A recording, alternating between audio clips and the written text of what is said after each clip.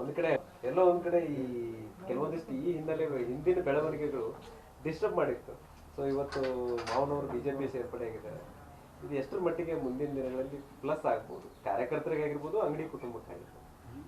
ಇವತ್ತು ಜಗದೀಶ್ ಶೆಟ್ಟರ್ ಸರ್ ವಾಪಸ್ ಬಿಜೆಪಿಗೆ ಸೇರಿರೋದು ಬರೀ ನಮ್ಮ ಕುಟುಂಬಕ್ಕಷ್ಟೇ ಅಲ್ಲ, ಬಿಜೆಪಿ ಪಕ್ಷಕ್ಕೂ ತುಂಬ ಇವತ್ತು ಖುಷಿ ದಿನ ಅಂತ ಅನ್ಬೋದು. ನಮ್ಮ ಕಾರ್ಯಕರ್ತರಿಗೆ ಬರೀ ಹುಬ್ಳಿ ಧಾರವಾಡ ಬೆಳಗಾವಿ ಅಷ್ಟೇ ಅಲ್ಲ, ಉತ್ತರ ಕರ್ನಾಟಕದ ಎಲ್ಲ ಕಾರ್ಯಕರ್ತರು, ಯಾಕಂದರೆ ಸರ್ ಸಾಕಷ್ಟು ಜಿಲ್ಲೆಗಳಲ್ಲಿ ಕೆಲಸ ಮಾಡ್ತಾ ಇದ್ರು.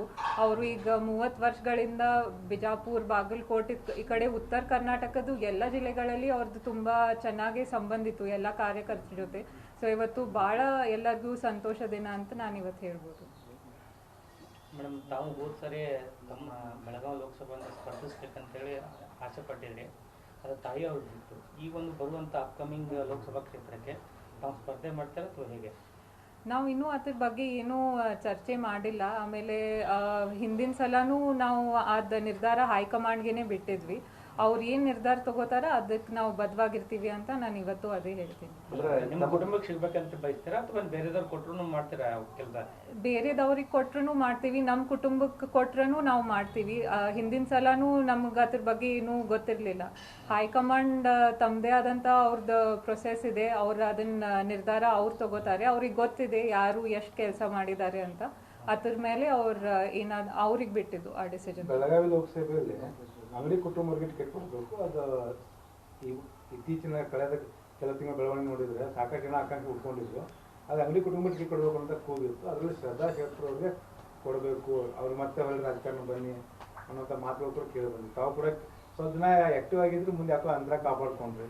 ಹೌದು, ನಾನು ನಿಮ್ಗೆಲ್ಲರಿಗೂ ಗೊತ್ತಿರ್ಬೋದು, ನಾನು ಬಿಸ್ನೆಸ್ ನೋಡ್ಕೋತಾ ಇದ್ದೆ.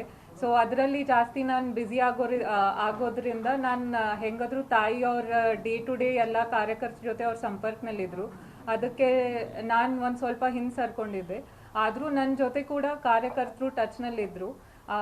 ಮುಂದಿನ ದಿನಗಳಲ್ಲಿ ನಮ್ಮ ಹೈಕಮಾಂಡ್ನ ಏನು ನಿರ್ಧಾರ ತಗೋತ್ತೆ ಅದ್ರ ಮೇಲೆ ಇದು. ಪಕ್ಷದ ಸಾಮಾನ್ಯ ಕಾರ್ಯಕರ್ತರಾಗಿ ಬೆಳಗಾವಿ ಆಗಿರ್ಬೋದು ಅಥವಾ ಹುಬ್ಬಳ್ಳಿ ಆಗಿರ್ಬೋದು ಪಕ್ಷ ಸಂಘಟನೆ ಕೆಲಸ ನೀವು ತೊಡಗ್ತೀರಿ? ಹೌದು, ನಾವು ಯಾವತ್ತೂ ನಮ್ಮ ತಂದೆ ಅವ್ರ ಇದ್ದಾಗೂ ನಾವು ಇಲೆಕ್ಷನ್ ಇದ್ದಾಗ ಕೆಲಸ ಮಾಡ್ತಿದ್ವಿ. ಸಂಕಲ್ಪ ಅವ್ರ ಕೂಡನು, ಆಮೇಲೆ ಅಲ್ಲಿ ಹುಬ್ಳಿಯಲ್ಲಿನೂ ಇಬ್ರು ನಾವು ಇಲೆಕ್ಷನಿಗಾಗಿ ಯಾವತ್ತೂ ಕ್ಯಾಂಪೇನ್ ಮಾಡಿದ್ದೀವಿ. ಪಕ್ಷದಲ್ಲೆಲ್ಲ ಗೊಂದಲ ಸರಿಯಾಗಿದೆ, ಈಗ ಎಲ್ಲ ಸರಿಯಾಗಿದೆ. ಈಗ ಬೆಳಗಾವಿ ಲೋಕಸಭಾ ವಿಚಾರದಲ್ಲಿ ತಮಗೇನಾದ್ರೂ ಅವಕಾಶ ಕೊಟ್ಟಿದೆ ಅಂದ್ರೆ ಸ್ಪರ್ಧೆ ಮಾಡ್ತೀವಿ? ಅದ್ರ ಬಗ್ಗೆ ಏನು ಚರ್ಚೆನೇ ಆಗಿಲ್ಲ. ಸೊ ನಾನು ಈಗ ಏನು ಹೇಳಕ್ ಬಯಸಲ್ಲ. ಒಂದ್ ವೇಳೆ ಈಗ ಲಾಸ್ಟ್ ಟೈಮ್ ಕೂಡ ನಿಮ್ಮ ಹೆಸರು ಕೇಳಿ ಬಂದಿತ್ತು. ಸೊ ಹೈಕಮಾಂಡ್ ಏನ್ ತೀರ್ಮಾನ ತೆಗೆದುಕೊಳ್ತೀರಿ? ಹೌದು, ಅದೆಲ್ಲ ಹೈಕಮಾಂಡ್ ಮೇಲೆ ಬಿಟ್ಟಿದ್ದು. ಅಂದ್ರೆ ತಾವು ಬದ್ಧದಿರಿ ಅದಕ್ಕೆ? ಹೌದು, ಅವ್ರು ಏನೇ ಡಿಸಿಷನ್ ತಗೋತಾರೆ ಅದಕ್ಕೆ ನಾವು ಬದ್ಧವಾಗಿರ್ತೀವಿ.